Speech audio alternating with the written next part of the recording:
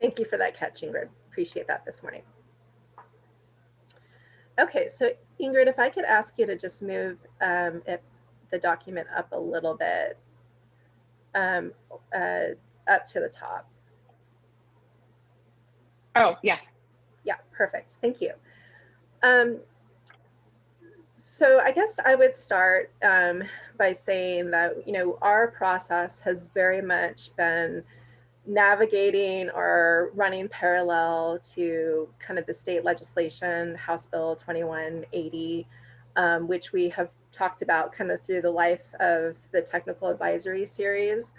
And so there are things that within the code concepts that we were very much kind of proposing because we had the ability to have these code concepts. And then there were code concepts that were very much tied to the state legislation. And so we couldn't necessarily pass go until the state legislation was successful. So just kind of acknowledging that we've been a little bit holding our breath during the past few months and are very pleased that that legislation has been successful. So specifically with the zoning code, and this is kind of getting into the weeds, but that is the nature of a code project.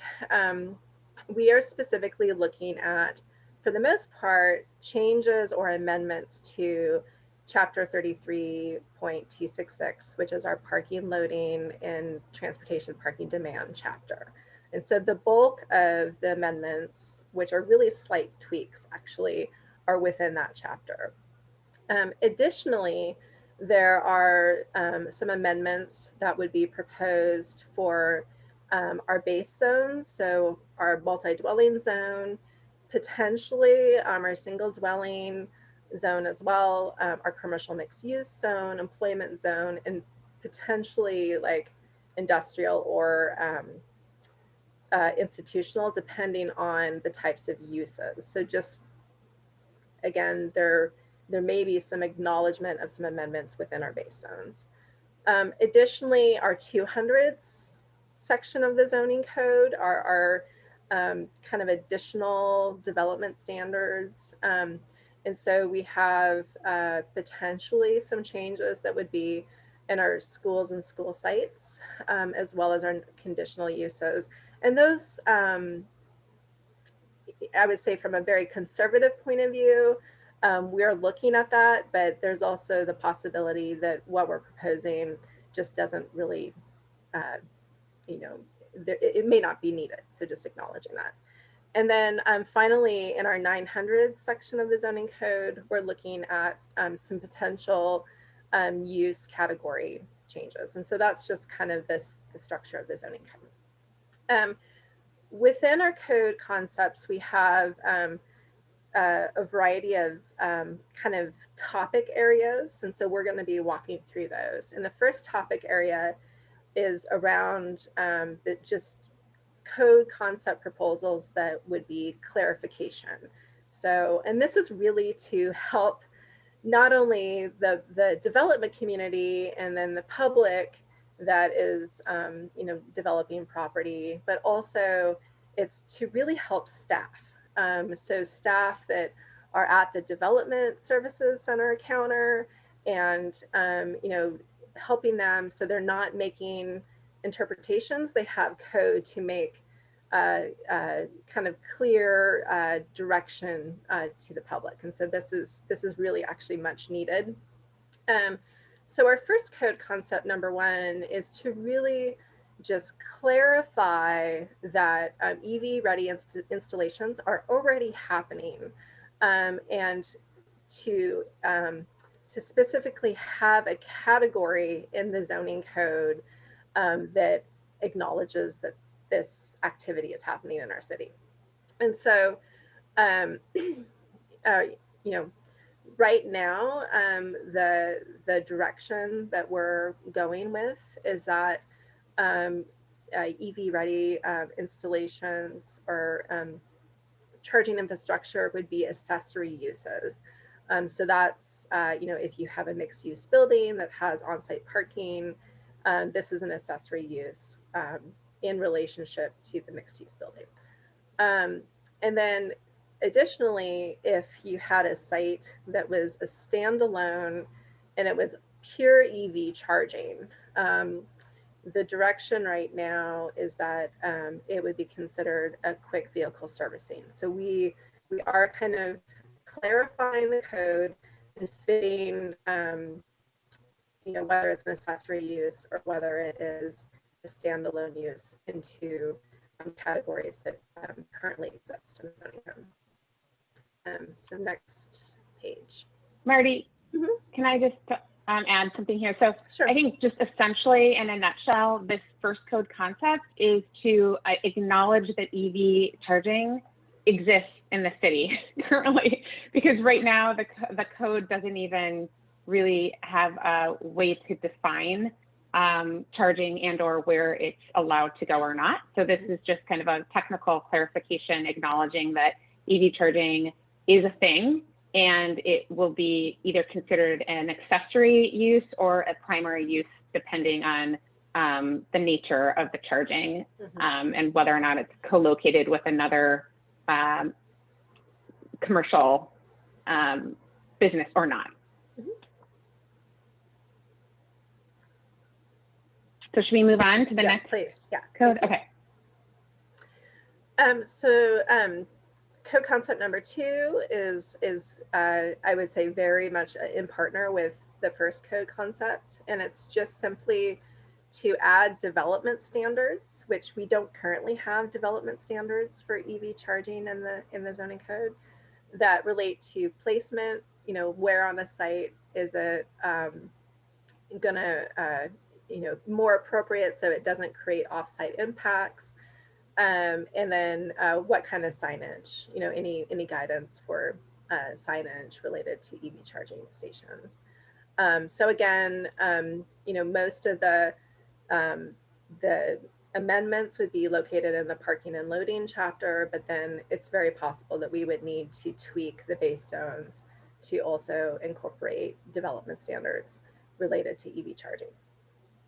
Okay, and you know, this is just some guidance that we've shared in previous meetings, but just, you know, for example, just being thoughtful about, you know, trying to encourage them more internal to the site and limit them from kind of the perimeter parking or setbacks. So to again, limit offsite impacts.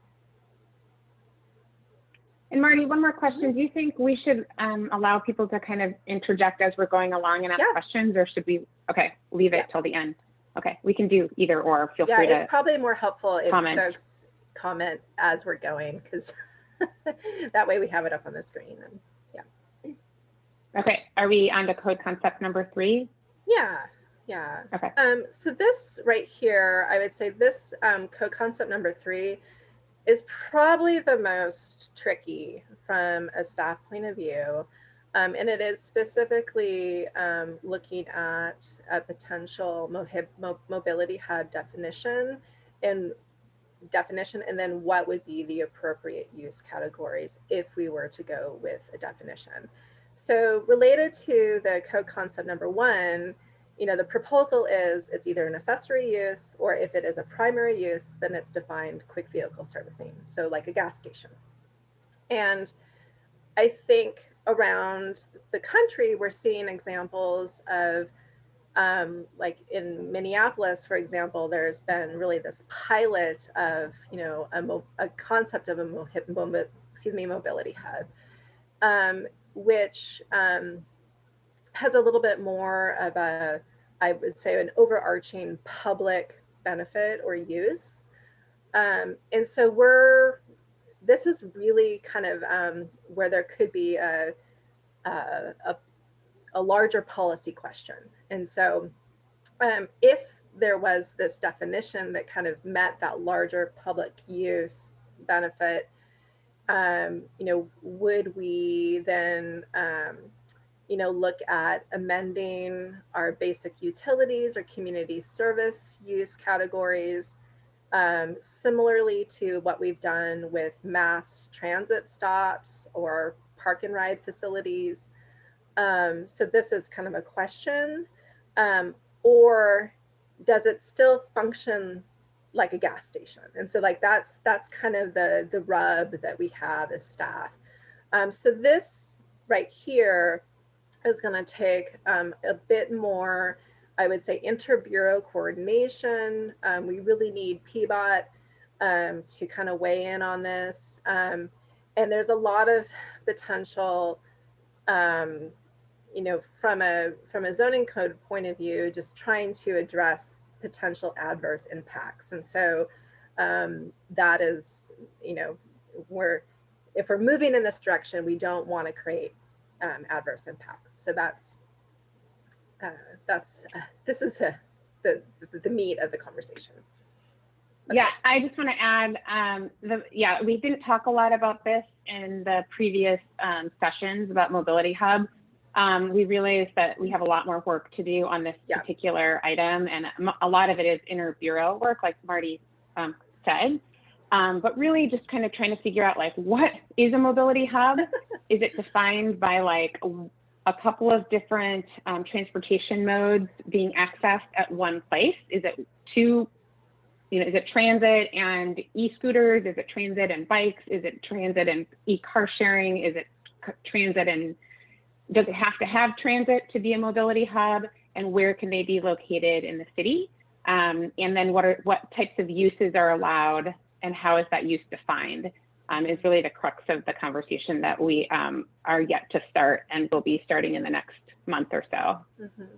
And just to back up really quickly, we are actually tasked by City Council, or we've been directed by City Council to explore this. Gosh, I think it was like 2 years ago or so. PGE has a site in the Central East Side where they had wanted to develop a mobility hub. And so they went through kind of a special emergency ordinance process with City Council. And so our Bureau, BPS, has been directed to explore a definition of mobility hub. With that said, unfortunately, the pandemic hit and PGE was not able to move forward on the development of that mobility hub. With that said, we still have that City Council direction to do this work. And BPS will primarily be focusing on what a mobility hub might look like on private property. The reason why we need to coordinate with PBOT is because they are going through a similar conversation about what a mobility hub might look like in the public right of way. Mm-hmm. Bill, did you want to comment on this? Yeah, actually, well, you just mentioned you'll be looking into what a mobility hub looks like, but I was just curious as to, you know, I don't know anything looking forward 10 years as to, you know, is it possible that some quick charging stations could become as ubiquitous as gas stations? You know, we just went through an update to our zoning code where we limited quick vehicle servicing in our more urban type mixed use zones. The idea being, you know, we want to cultivate them as pedestrian oriented. It'd be good, I think, for us to have a better sense as to, you know, if EVs become a predominant mode within 10 years, can we expect, you know, especially with the way technology is evolving, that they could become the new gas station type thing? Just consider, you know, or is it very occasional, more governmental, you know, strategically located type things? It'd be good to know. Yeah, I would say that it's forecasted that yes, EVs will be the primary mode for transportation, and we need that for climate purposes. I don't think that they will be as ubiquitous as gas stations. And one of the reasons why is because there will be an ability to do home charging, which we haven't had with gas stations. And so I think it is going to be more strategic locations for public charging and less likely to be kind of everywhere, like where you see gas stations. So that's my kind of prediction. I'm concerned about that, though, because as we move to larger adoption of EVs, we're still going to have to deal with the amount of people who don't own their home and where they charge at. And so I do think they're still going to be as ubiquitous as gas stations. Yeah, I mean, there will be, you know, I don't know what percentage of people live in single family homes, but there is that percentage of folks that will not need to use EV charging as much as they would need to use a gas station. So our focus would and is right now and should continue to be on multifamily housing and density for folks that can't access charging at home. And this is Phil with BPS. I just want to interject one other thing to keep in mind. You know, PBOT and BPS, we have that mobility hierarchy pyramid, which you know, still applies and really applies regardless of whether it's a gas powered or an EV charged vehicle. So that mobility pyramid kind of still focuses on active modes of transit, walking, biking, transit, still puts single occupancy vehicles at the bottom. And so I think we need to keep that in mind as we go forward, you know, interject EV charging opportunities where necessary, but I don't think we're going to change that hierarchy just because of the prevalence of EV. I think, well, and if we're doing our jobs right, we should be having our land use so that people can access their services in a way that doesn't require driving. But as we all know, that's not equitable at this point. Some people have that and some people don't. And so there's lots of variables to kind of think about in terms of what the future might look like and for how many EVs will be out there and how many will be necessary. and I do think that to date, I would say that the city has been a bit agnostic about where we would potentially have public charging. And I think that there really is an equity discussion to be had with that, because, you know, leaving it to the market may not be the most equitable approach to take here. And so just wanting to put that out there as well. Okay, so there's a lot to talk about on this code concept, but we do need to move on and look forward to getting some more feedback from you all on this one. Okay, so this next section is really about the new EV requirements regarding the number or the parking percentage of parking spaces. And so this is what we've been holding our breath on in regards to the House Bill 2180. And so we're so excited that that was successful, because it set the baseline of 20% for private, multi-dwelling, mixed use, and commercial uses. And so that was super, very much of a relief that the state did that. And then there was also language within the legislation that allowed jurisdictions to go above and beyond that 20%. And so what we're proposing with specifically multi-dwelling and mixed use that has a residential component is that we are proposing to exceed the 20%. And we're kind of taking a cue from the city of Seattle. So the city of Seattle essentially did 100% of EV ready up to 6 spaces. So if there is a new development that has 6 on-site parking spaces, then 100%. And then after, so 7 or more parking spaces, then it starts the 20%. So our proposal right now is to mirror Seattle's construct, but instead of doing 20% at 7 parking spaces or more, we're proposing 50%. So that's a slightly more aggressive approach.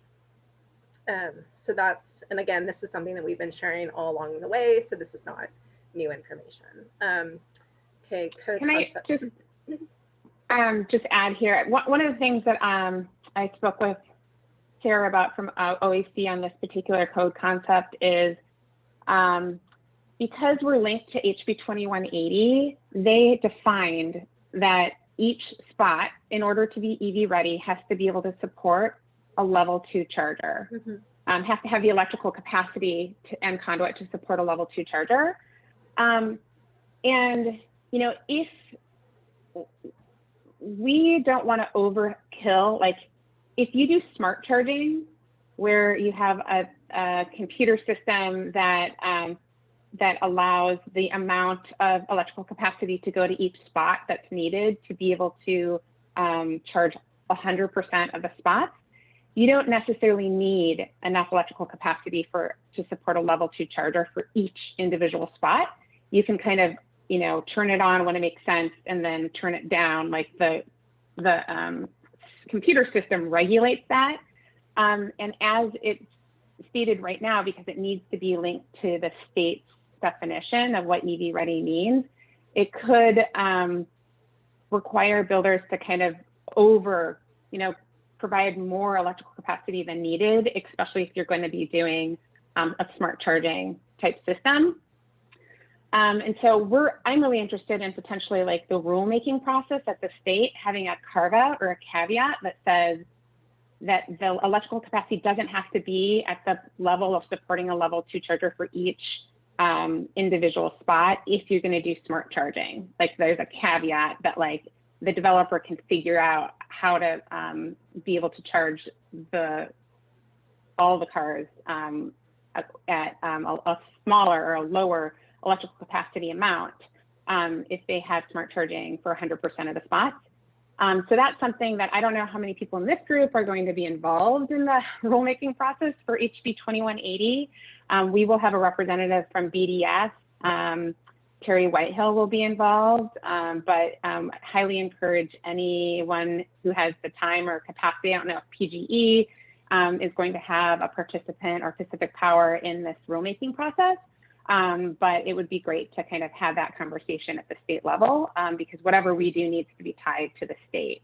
So if people have thoughts on that, I'd be happy to hear thoughts, but that's something that that's kind of like an outlying issue that I believe still needs to be addressed. This is Robert Hayden. Hey, Robert. Hi. I really applaud you on this. This is fantastic. And to take acknowledgement of that power sharing type of process that's available for much of the charging. The 50% is a big number, and that does require an awful lot of panel capacity. If you can make that stick, I think that's fantastic. In San Francisco, when we were developing the code, we worked on the basis of 20% of enough panel capacity for 20% of charging, on the theory, the understanding that the power sharing type of smart charging systems could handle, split things up so that 20% would actually provide enough power for charging 100% of the spaces by distributing it. And the way we got to the 100% capability was having 20% of the spaces, either half of them actually completely wired, the raceway put into place as well as the wiring, and really you could just hook up a charger to it. Another 10%, the raceway installed so that it could easily be expanded. And then for all of the other 80% of spaces, the plans had to show what the routing would be from the panel to that parking space so that it could show that there was easy access for getting the wiring to that parking space. And in fact, if that pathway required some kind of very difficult process of going through concrete, going between floors, something like that, then that actually had to be that had to fit within the category of where the raceway was installed during construction. But all the other spaces, at least there was a pathway that was identified and would be easy to tap into at a fairly low cost in the future. But if you can go to the 50% panel capacity, that makes it even better. That's great, Robert. Really good information. I really appreciate San Francisco's nuanced understanding and approach. Yeah, and I think we will also go back and re-look at the San Francisco piece too, so that we can just be familiar with that language. I know you sent it. Thanks, Robert. Well, and it was 4 or 5 years ago that I was developing that, so I don't know where they've if they've gone beyond that at this point. Okay. Good point.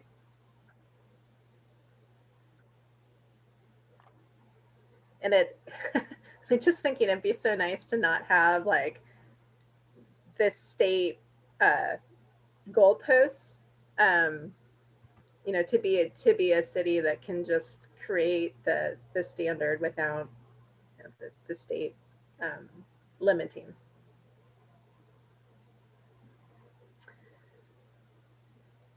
Should we move on? Yep. So code concept number 5 is just really mirroring. Hey, oh. Marty, I don't think you mentioned specifically. Oh no, sorry. Go ahead. So the commercial piece. Yeah, code concept number 5 is just, it's for the commercial, and it's really mirroring the state legislation of 20%. So we're going with that as well. I do want to acknowledge that we got some, you know, really helpful feedback back from the Bureau of Development Services that the state legislation's terminology of commercial is it's supposed to be very broad, but many jurisdictions like the city of Portland have very nuanced commercial use categories.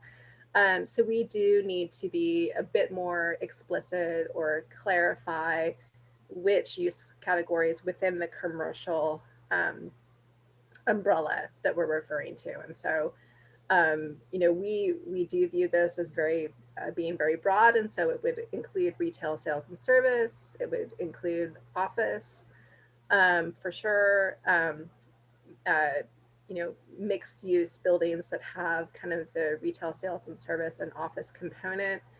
Where it gets a little bit more questionable for us, and so where we need to dig in is, you know, with like institutional uses. So that's a question. One thing that we do need to be clear about is within this commercial category, it only applies to privately owned. And so if there is a publicly owned office building by, you know, the city of Portland or Multnomah County or the state or federal entities, this does not apply. And so that was just how the state legislation was written. And then, you know, parallel to that is for institutions, you know, we have both public and private institutions in the city. And so if the institutional category does apply, it would only apply to, you know, new institutional development. So it would not apply to like OHSU, for example, or Portland State. And our understanding as to why it doesn't apply to public buildings, we believe it should apply to public buildings, but the reason why it doesn't apply is because the state would then need to do a fiscal analysis for how much it would cost the state. And that would need to be approved prior to legislative approval of HB 2180 if it included public. So I think people were worried that that might hold up the process and make it less likely to pass. The city, we have an affordable housing green building policy, and we're working on a green building policy, a general green building policy, which will likely have an EV ready component that will be for public buildings in the city of Portland. Okay, moving on. This next group of code concepts are really looking at voluntary incentives or exemptions. And so, you know, how can we remove barriers to just make this easier for to get EV charging infrastructure installed? So the first code concept, number 6, is really looking at the floor area ratio bonuses, especially in our commercial mixed use zones. that have to do with structured parking. And so if a development is doing structured parking, then they do have the ability of doing more floor area ratio. So basically increasing the bulk of the building than otherwise would be allowed, up to 0.5 to 1 additional floor area ratio. And so what we're saying is, if you're going to do structured parking and if you're going to go after this particular bonus, then it needs to have an EV installation component to it. So that's essentially what we're saying here. So code concept number 7, just moving forward, relates to our non-conforming commercial upgrades. And okay, I'm going to Marty, pause. it looks like Anthony has a question. Yeah. Yep, go ahead, Anthony. Yeah, thank you. One very quick question about number 6 is, would the FAR bonus be for if it's EV installed or just EV ready? EV ready. Thank you. Yeah, Anthony, I don't think we can't be more aggressive than what the state allows us to do. So we can't require EV installed at this point, unless they change it at the state level. Got it. Bill, do you have your hand up? Yeah, just clarification on how this requirement for EV ready for the FAR exemption, how does that relate to the other proposal to require that new development include EV spaces? Because I think it'd be one or the other. And just some context for this one, this exemption for structured parking came in after we started counting residential in floor area ratio calculations. And there's a concern about if someone's providing structured parking, that takes away from their housing capacity. So it wasn't really seen as a bonus. It was because we're tamping down on the size of buildings. At the very least, let's not penalize people for including structured parking and causing them to provide less housing. Well, that's some good, I would say, policy-making context. That's helpful. I'm just kind of following your logic here, and we do have already that the new multi-dwelling mixed-use development would have new EV-ready requirements. So just following your logic, this may be a moot point. Excuse me. So that's, if I'm going to be logical, I think we probably should dig into that a little bit more, other than just we wanted to be explicit. And maybe it was, we had done this before the House Bill 2180, but now that we have the kind of the green light with House Bill 2180, there may not be the need for this particular clarification. And Marty, maybe we can be explicit that the floor area ratio, any structured parking with the FAR bonus is subject to the other 100% and then 50 after 7. Right. Like right. maybe we just are explicit that applies, that overall requirement applies to the FAR bonus. Yeah, that could be. Yeah, I think you'll have to be sure to talk to BDS about this, because they're already on edge about our adding all sorts of twists and turns to how FAR is calculated. And it was relatively simple. It's like it doesn't count up to 0.5%, but do we want to start opening up these attachments to, well, but it only counts if that, and maybe at some other things too. But at any rate, yeah, be sure to check with Bureau of Development Services.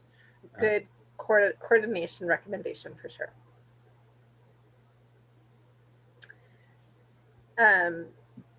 Okay, so moving forward, so code concept number 7 simply is that if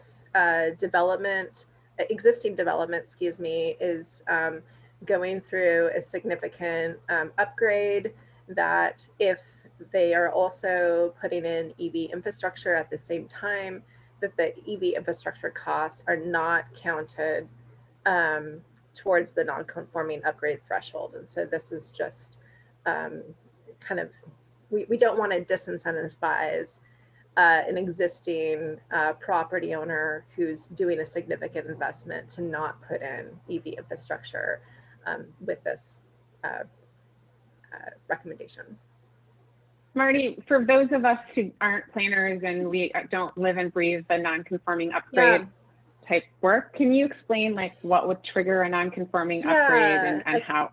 Well, I can try, and I may need to call a friend, and that would be Phil Naimany to help me out. But essentially, if a commercial or mixed-use building was doing significant upgrades to their property that exceeded, I believe the threshold right now is $300,000. So if it exceeded $300,000, and again, that cost actually does it does change over time. So it does kind of go up with inflation. But if they're doing improvements that exceed $300,000, then there are actually a list, like a menu of non-conforming upgrade items. So if the development was done back in the 1950s and it has like a surface parking lot that doesn't have like perimeter or internal landscaping, for example, then I believe it's 10% of the total construction valuation of the upgrade would then need to go to bringing the site up to compliance with the zoning code. And so that's, I would say, kind of a very high level description of the non-conforming upgrade requirements. And so we're saying if you include EV, the cost to include EV installations does not contribute to that $300,000 threshold. Yeah.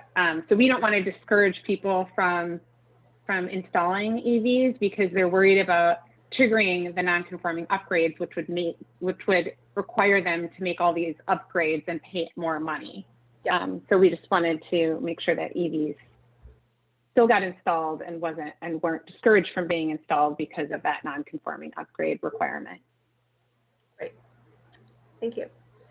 Okay, so code concept number 8 actually has to do with both our recreational fields for organized sports, schools and school sites, and other conditional uses. So all over the city, we have high schools or hospitals or places that are there because of a conditional use process. This particular code concept, we're still debating internally whether it's needed, but it's conservatively, we've kind of put it on the queue just so we can have that conversation. Essentially, if,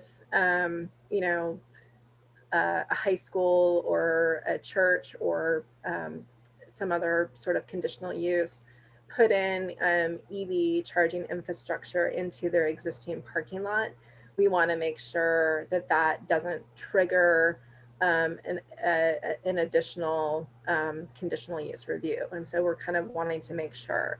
The internal debate is that the existing parking lot is already there, and typically it's when you increase parking that's when the conditional use would be triggered, and that would be the case regardless if you increase parking or increase parking and then added EV regardless. But we're just wanting to make sure explicitly that we're thoughtful about not overburdening our conditional use sites around the city, which typically tend to be public or private entities. So, okay, next one.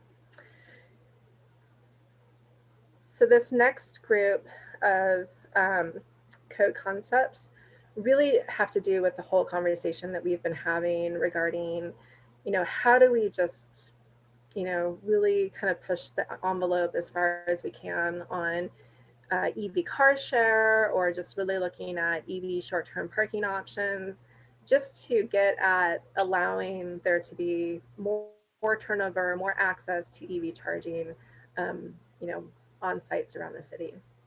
And so the first code concept has to do with, you know, when there is development that is specifically kind of in areas that are underserved by transit currently. And those are very few around the city, but if there is development in those areas, there is a minimum parking requirement. In most parts of our city that are served by transit, there is no minimum parking requirement. And so for those very few areas around the city, typically, you know, on, you know, kind of outer edges of the city that aren't served by transit, what we're saying is there already is a car share requirement. So if a developer was putting in car share requirement so they could reduce the minimum parking on site, what we're saying is to amend that existing exemption and put in that it needs to be EV ready infrastructure there for that car share. So that's it's a very slight tweak. So that's that code concept. I just want to make sure that everyone understands that. So Yeah. It's basically like developers can put in, when there's a minimum parking requirement, developers can put in less parking if they put in a car share. And what we're saying is, if they opt to do that, the car share that they put in needs to have electric EV ready infrastructure installed with it. Yeah. Okay, so code concept 10 and code concept 11 are kind of related. And it really is addressing kind of our central city, which has its own chapter in the zoning code. And specifically what it is what we're pushing at is for areas in the central city that require short-term parking. So again, this is for parking that's 4 hours or less. We're really looking at, is there an opportunity to require EV infrastructure specifically in those short-term parking spaces? And so if you look at the zoning code, and the zoning code, it's like a puzzle, like multiple layers of the onion. There is kind of code that talks about development that is, or parking tied to development that's built after July 9th, 2018. And so we're looking at that chapter. Previous parking updates have looked at this chapter and then have determined that there actually is not a change that's needed to the Central City Plan District. But then if you go to Code Concept 11, which is further down the page, it's directing that any changes be incorporated in the parking and loading chapter. So it's a little bit of this that's happening. And specifically, it's to look at commercial parking and just making sure that, you know, there would be a requirement in commercial parking, which would apply to both areas outside of the central city as well as within the central city. So again, we need to do a little bit more exploration there, but we have a path that we're on, and we're exploring it with key staff. Okay. And it's just a reminder to everyone, all of this is on private property. Mm-hmm. So this is like within business parking areas that are off of the right of way. Yeah. And it's really to encourage shorter term so that there's more use of the EV chargers should they go in. Mm-hmm. Or turnover. Okay. And then I think Code Concept 12 may be the last code concept, but again, it's this kind of overarching issue that we've primarily been talking about the zoning code, which is Title 33 in our city codes. But there's Title 32, which is the sign code, different title. It also has a different bureau that oversees amendments to it, and that's the Bureau of Development Services. And so we are, again, looking at, specifically, are there any amendments to Title 32 sign code that have to do with short-term limits to encourage EV charger turnover? So is there, and frankly, EV charger access as well. So this is an example of just where we need to do more coordination with Bureau of Development Services.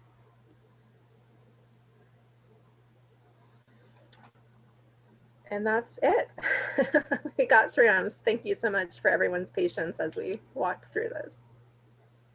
Yeah, I think we want to open it up now to see if folks feel like there were things that were left off that we should have addressed, and or if there are questions about what has been proposed in this matrix, or if there are comments or clarifications. We did receive some comments from folks that weren't able to make it to this meeting, which were really useful. And we also encourage people to send us, if you were able to fill out this last column for each one of the code concepts, if you have comments that you'd like to forward to us, we'd be happy to review those and consider those as part of our ongoing work on this project. One of the comments that we received that I just wanted to kind of highlight here is about ADA. We didn't necessarily address how ADA parking fits into all of this. So this is something that we will probably need to go back and just make sure that is incorporated into the code concepts where applicable. And it was great that someone kind of pointed out that was missing. And I think we need to work with our ADA experts at the city to dig into that a little bit deeper. And I think the point there is ADA is actually mandated by the state building code in response to federal laws. And so it's just making sure that we're thoughtful that this benefit of EV charging is also provided to EV parking spaces.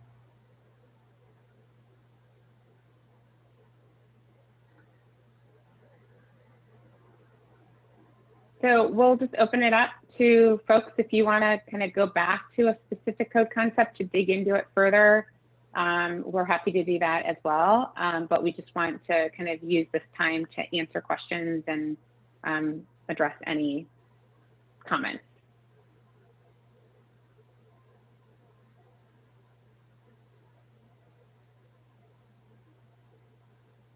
Or if there's confusion about any of the code concepts that we reviewed, we're happy to kind of go back and provide examples or better explain. Or try.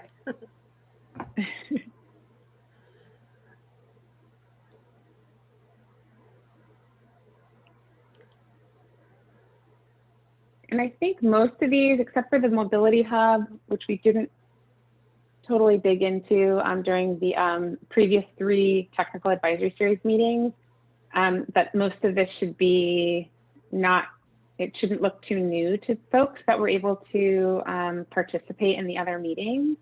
This is really just kind of looking at well, how do we actually make this change in the actual zoning code?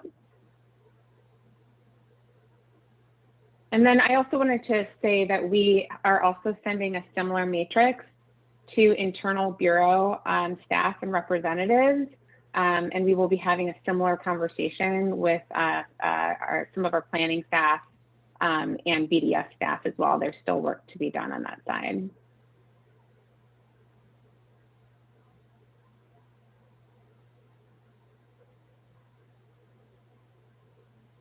We're also happy to listen to any kind of general comments that people have about the technical advisory series or the process.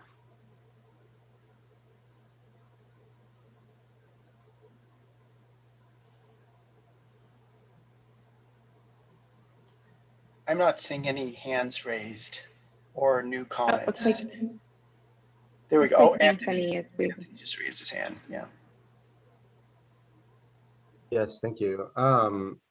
So yeah, thank you for all the work put in by city staff and y'all on preparing these. definitely very like dorky in the best way possible. Certainly enjoyed reading them, and there's a lot of really good ideas in here. I strongly agree with what Knowledge said earlier about the importance of mobility hubs for tenant access to this infrastructure. And in the materials that we got, and I guess this is going back to code concept number 3. One thing that I was also very interested in was the mention of that proposed city pilot mobility hub, also including like outdoor device charging, smart furniture, public restrooms, and electric wheelchair charging, at least in the original proposal.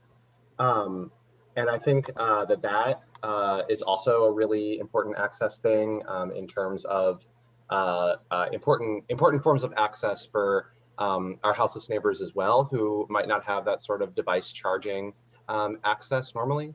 And in terms of talking about the way that these could be zoned, I'm wondering if there is, it doesn't seem like there's a huge amount of like incentive difference to create something that has a community service versus like basic utility zoning mark.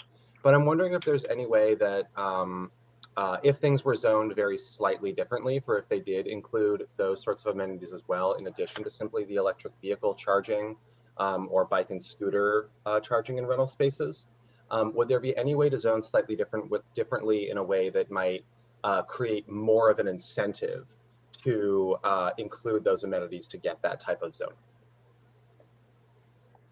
That's a great question, and one that I'm really interested in. Like how does, whatever we decide on in terms of the use category, incentivize more community benefits? And especially those that we've heard from community are really important. One of the barriers to EV charging for lower income populations is access to cell phones and data plans and Wi-Fi. And so is that something that we can build into the mobility hub in terms of like, if it's a mobility hub, it needs to have public Wi-Fi access, or it needs to have charging accessibility for devices generally? So that's a great question. And I don't know, Phil or Marty, whether or not you have thoughts on how zoning could encourage that type of infrastructure. I don't know if I can answer that explicit question, but I will say when we were in kind of this negotiation process with PGE and, trying to get this kind of special emergency ordinance through city council, there was a lot of just staff debate, like, if we're adding a coffee shop, does that make it to retail and service? If we're like, so it was, and I think the analogy that we used is we have a Christmas tree, but we're hanging all these different ornaments on it. And like, are we over decorating the Christmas tree? I guess that was the analogy. And the PGE example it's not necessarily an example that we could use all over the city because it was on, I think, 7th and Stark. It was kind of a corner parcel, so the impacts to other properties was pretty low. But we have to think, as planners, we have to think of worst case scenario, because like if it works well there, but if you were to kind of put it in a different part of the city that had, a different shaped property and different neighbors, like would it work as well? And we do have to think about offsite impacts. And so that's kind of the challenge that we have. And we haven't had that internal conversation to really frame up then kind of what the public conversation is. And it's pretty raw right now. So I think what I'm just kind of thinking on the fly is that would be some lovely additional public involvement to do on that topic only, and just kind of broaden the conversation beyond, and really the technical conversations have not happened yet. And so we need to have some of those internal technical conversations, and then we need to frame it up for kind of a broader, richer public conversation. So what you're experiencing here is actually an example of early consultation. So it's really rough right now. And Marty, I think one of the questions that I would like to see Tdap for planners is, and maybe you know the answer to this question already, but it's like, with a community service zone or any zone, does the city have the ability to be able to require certain amenities on a spot? Like, can we say it has to have public Wi-Fi or public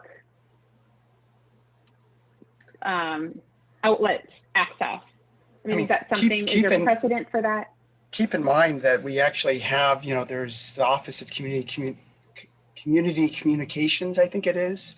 And there's a lot of other city agencies and bureaus that specifically work on this kind of thing. So if anything, it'd be good to partner with them. What I just want to mention, the zoning code is more like a club than it is a scalpel. And so it's not a very refined tool to create those kind of nuanced type of things. A similar kind of thought on that is, we just passed the shelter to housing continuum project where we expanded and created a new use category, or a new subset of a use category for outdoor shelters, because we didn't actually address that. And I see, EV had some similarities with this, but we did not, all the questions Anthony had about, the benefits of a mobility hub could also be something that would be very beneficial to an outdoor shelter. I mean, it'd be great to, mandate that they have washing stations. It'd be great that they mandate that they have electricity for charging, that they have the ability for, some of these other things. But at the same time, we wanted that to be able to be used across a wide range of situations. Maybe you can't, maybe there's an outdoor shelter being proposed. It doesn't necessarily have easy access to electrical hookups, or maybe it's not set up in a way that they can run water to it. And maybe they were going to have, showers come in once a week through a mobile shower station. So our zoning code did not dictate all those kind of nuanced things, with the acknowledgement that those nonprofits and other agencies are going to establish what they can establish to the best of their ability. And I think with some of these mobility hub questions, it may be the same thing. I think if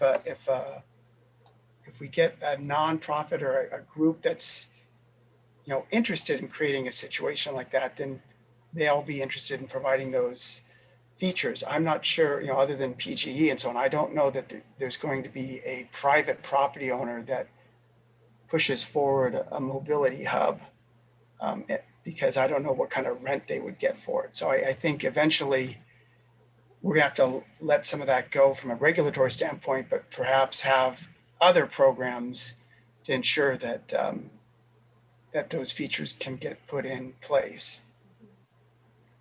And I think the tricky thing here is that right now the city is not interested in going into being the mobility hub provider. And so, we would be looking at it, if this really, if there were entities that were interested, it would really be likely the utilities, private, entities or nonprofit entities that would be, exploring, having a mobility hub on private property. But again, the city is not at this time, or TriMet, interested in going in this direction.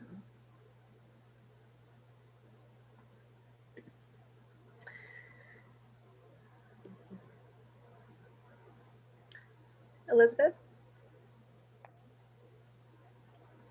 Yeah. Hi, Marty. Hi, Ingrid. Hi, Elizabeth. I haven't been part of these conversations, and I'm not I wasn't part of the conversations at PGE around the mobility hub sort of at an intense level. But as I'm thinking about this, what I like about the idea of a mobility hub is that it enables us to provide EV charging in a way that it's fundamentally integrated with multimodal travel and the needs of our community beyond just EVs. It could be the needs of TNC drivers to be charging. It could be the needs of different types of communities, different types of travel, and then also just those basic needs like the restrooms and the phone charging and Wi-Fi and things like that. What I might recommend as you move forward with the mobility hub concept is that instead of saying a mobility hub is this type of thing that includes this checklist of items, that there be sort of if somebody wants to do a mobility hub, that there be some sort of a community needs assessment so that that particular mobility hub can be tailored to that specific location and the needs of the community around it. I know that adds an extra step in the process, but that would be a way of not necessarily being as prescriptive about what's at that location, but rather letting it be reflective of community needs. I love that idea. That's great. And my only pause on that is from a regulatory point of view, and this is where Phil's comment at the club versus the scalpel is that from a zoning code point of view, that would be called a conditional use. And so making a mobility hub a conditional use. There may be, I don't know. And that would be to require the community assessment, because otherwise we don't have any hook to require a community assessment. So there's no regulatory way that we could, unless we and then I would be curious to whether or not a conditional use process could even require a community assessment. So that's the type of stuff that that is just worth problem solving through. Yeah, I would say that the parks and recreation, the processes that they do for their master planning around parks, which is not required by zoning code, that's the type of the fact that there's a government entity that's doing a master planning process with community engagement. I mean, that's kind of what we would love to see for this on a micro scale, but I'm not really sure what the regulatory tie would be. And that's, again, for us to do some further investigation on. Sure, that makes sense.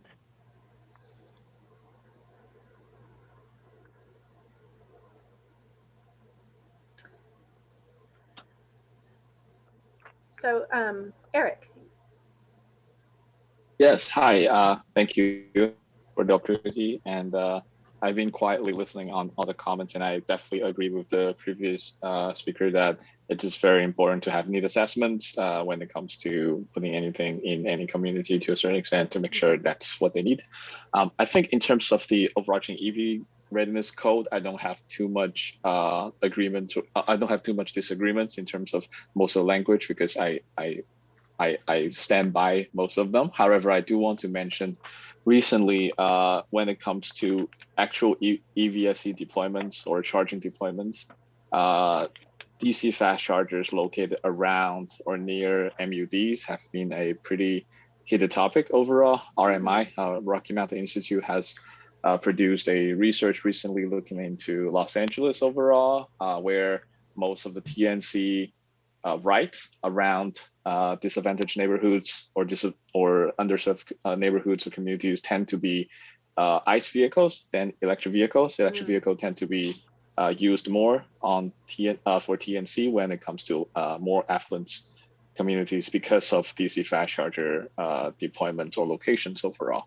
And EVgo, the charging network company has also done a research with UCLA on how are the EV chargers being, DC fast chargers being used by MUD users, and a lot of them are being used by MUD users if they're placed near MUD buildings. So it presents another pretty tangible evidence that beyond EV readiness for new buildings, having EV chargers at MUD buildings or near MUD buildings for those buildings who are too expensive or too costly to retrofit could also be a way out as well, which simultaneously serves two purposes. One is the equity purpose for TNC drivers to electrify their cars to clean up the mileage that they will be providing within underserved communities, and then at the same time, strategically placing DC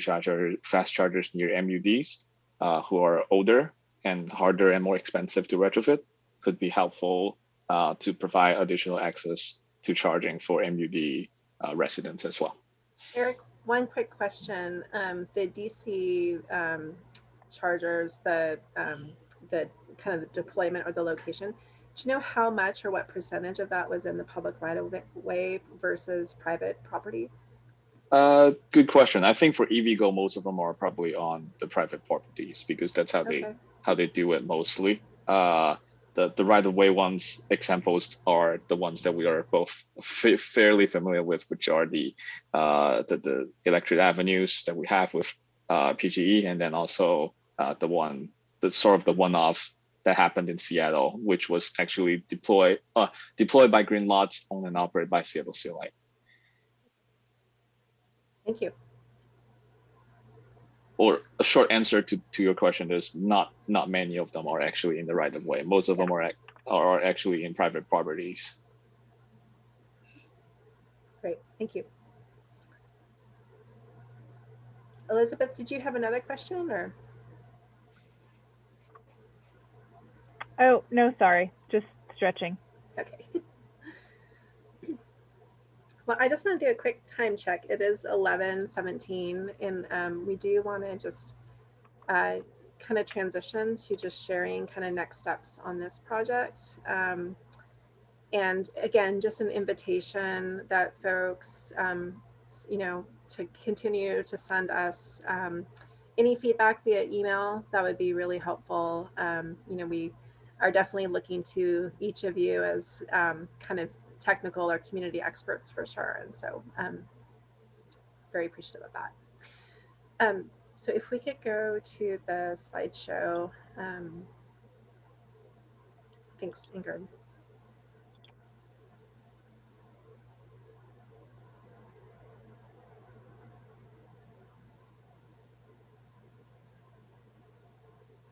Oh, let me share this.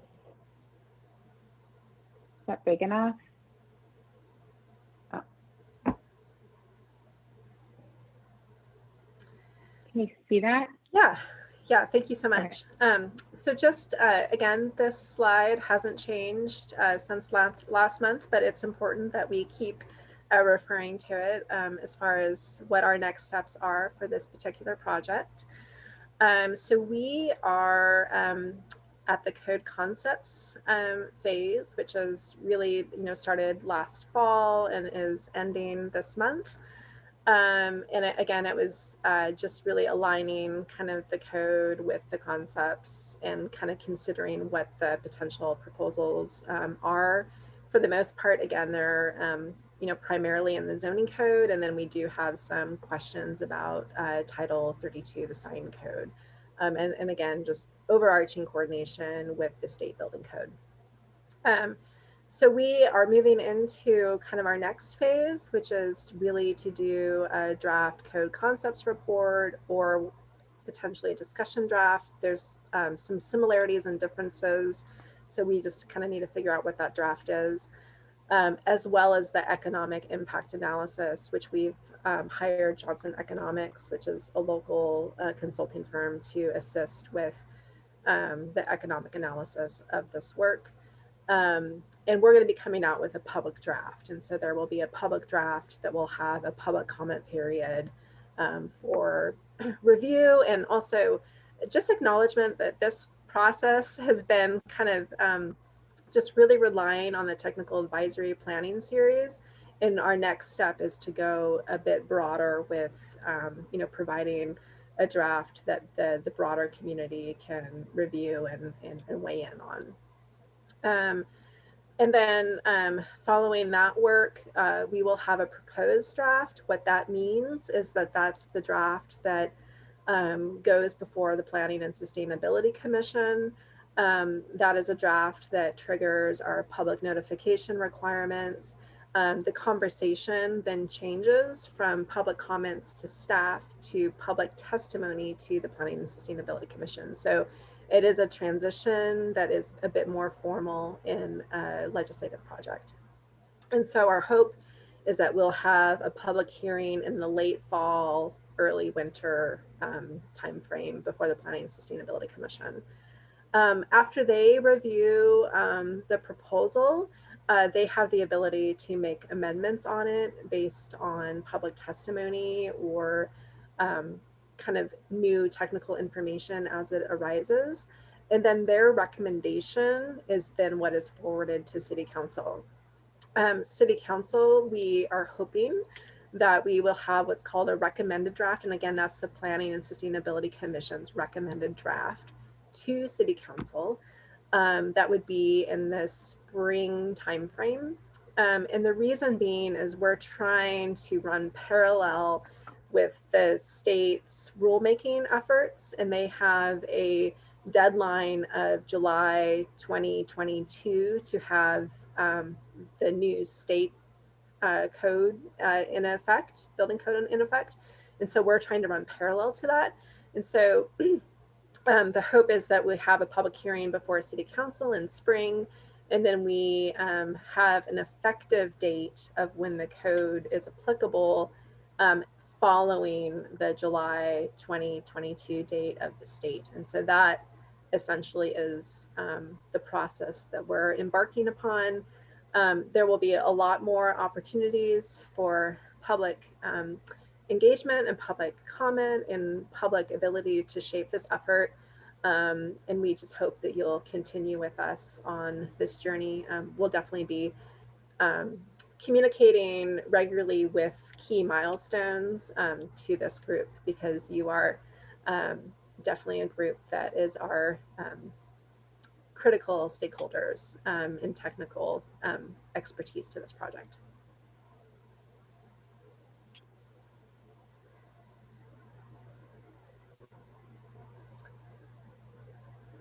And yeah, that's our project website. But also I hope that you continue to just email Ingrid and Phil and myself throughout the life of this project. You know, we hope that this process has been one that we've established a bit of a relationship, and that you'll continue to just have us as a first contact for any questions that come up during the project.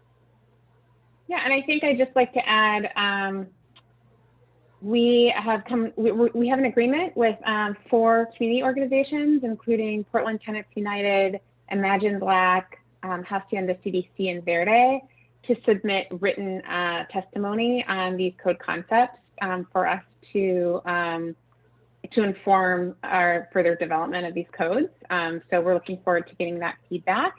And it's been a long, I mean, these are really dense, heavy, meaty topic. It's a meaty topic area, very wonky. And we really appreciate everyone making this journey with us and giving us really important and valuable input on this project. So thank you so much for sticking with us. This is the last meeting. You made it through. All right. Thanks, everyone. Have a good one. Stay cool. Thank you. Thank you.